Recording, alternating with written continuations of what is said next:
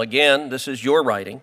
The name of the article is Destabilizing Power in Rape, Why Consent Theory and Rape Law Has Turned on Its Head. You cited Professor Catherine McKinnon, who argued, quote, sexuality itself is a power web in which heterosexual relations per se are infused with violence and control, and, quote, most intercourse is rape.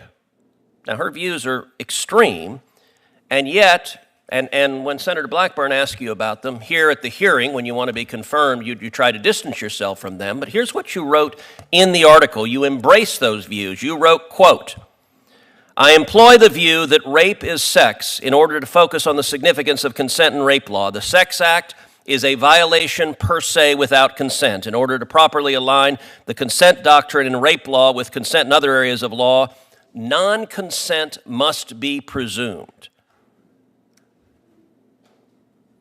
Do you believe that is a mainstream view, that heterosexual sex is rape? Senator Ted Cruz delivers a brutal takedown of a Democrat judicial nominee whose radical academic writings embrace Marxist ideology and claim heterosexual relations are inherently violent. In a tense exchange, Cruz exposes the nominee's disturbing views on property, privilege, and consent. Watch as Cruz dismantles his attempts to backpedal and calls out the extremism threatening the judiciary. Ted Cruz came ready for war. In today's explosive Senate hearing, the Texas senator confronted one of Democrats' most controversial judicial nominees, a nominee whose past writings read like a manifesto from the Marxist fringe. From redefining property through intimate knowing to suggesting that most heterosexual sex is a form of violence, his radical views were laid bare under Cruz's unrelenting cross-examination. Let's dive in. Many Biden nominees have been extreme, but your record is so far out of the mainstream that you have attracted virtually all of the questions. I was particularly intrigued by your statement to Senator Blackburn that you said you are not, in fact, a Marxist. And then you said, and I wrote it down, I have not praised Marxist ideas. Now, as you know, in law, there is the fact of evidence. And so let's go to something you wrote, an article that is entitled Centralized Property Theory, in which you wrote, it's on the front page of your law school newspaper. You write, quote, intimate knowing, the lovers kissed, familiar and ever exciting, passionate transcendence, beyond the physical exhilaration lies a burning light in our limbs, our hearts, floating, flying, falling in every direction, amorphous and wonderful, time-stretching, space-curving, exquisitely explosive eros.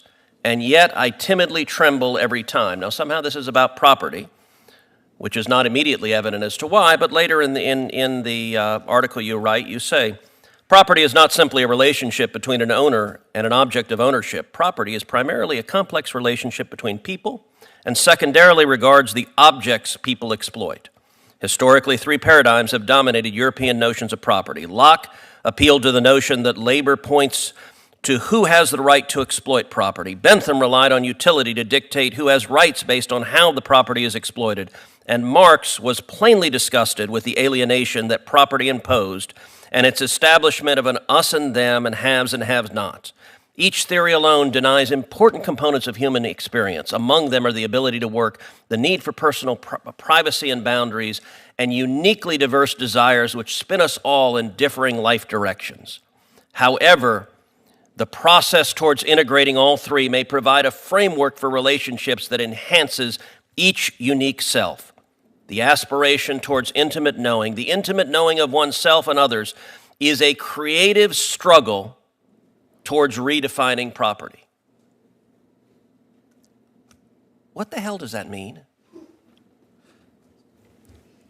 Senator, when I was preparing and reviewing my materials for this hearing and for the process, I also have to admit that that writing was far from clear or articulate, and the poetry was definitely not good.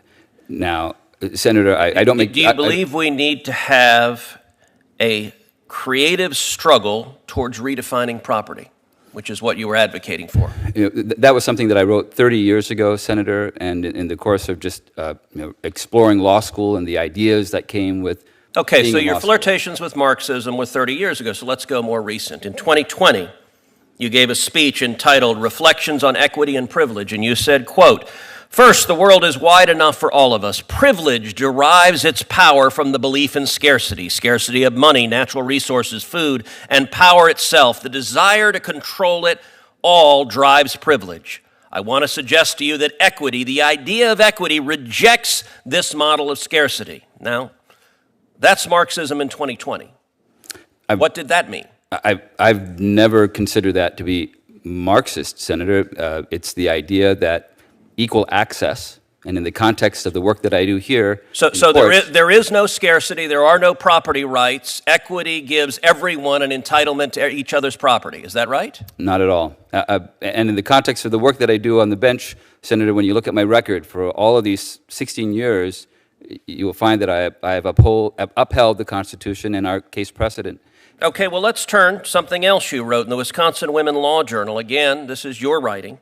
The name of the article is Destabilizing Power and Rape, Why Consent Theory and Rape Law Has Turned on Its Head. You cited Professor Catherine McKinnon, who argued, quote, "Sexuality itself is a power web in which heterosexual relations per se are infused with violence and control, and, quote, most intercourse is rape."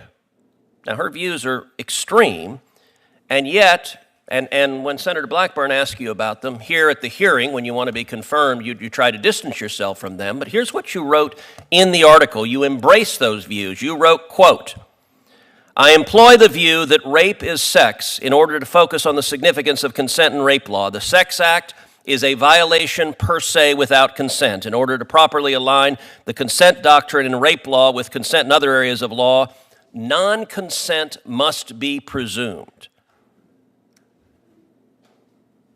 Do you believe that is a mainstream view, that heterosexual sex is rape?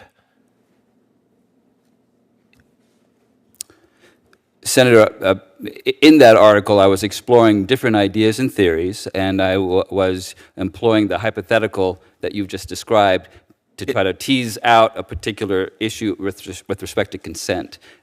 With respect to your last question... So you also quoted Professor McKinnon, who wrote, quote, "Sexuality is to feminism what work is to Marxism." Let me ask you again, what does that mean?